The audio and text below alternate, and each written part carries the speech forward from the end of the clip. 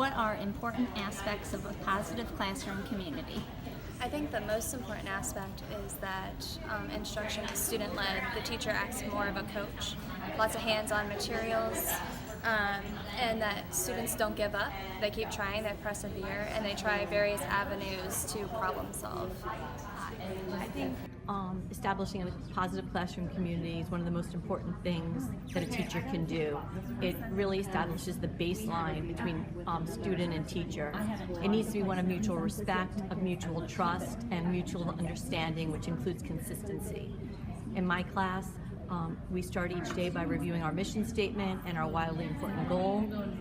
I greet the students at the door, and they've learned how to plus delta each other's work in a constructive way.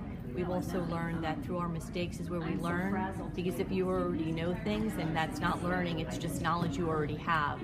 And once you teach your children that, you create a safe environment where they're expecting to review mistakes, especially common misconceptions, and explaining why it would be a misconception.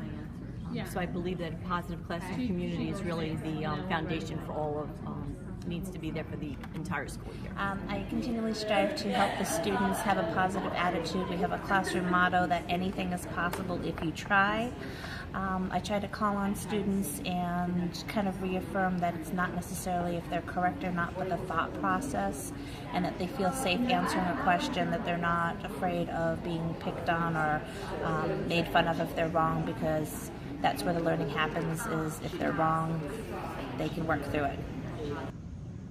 One of the things that we've been working on in my classroom to establish a positive classroom community is on developing a growth mindset. We read a story called The Fantastic Elastic Brain, and we came up with ideas for ways that students could grow their brain. Students have started using things like, I will keep trying, I'm not going to give up, or saying things like, I finally got it. And so those are gradually becoming part of the vocabulary.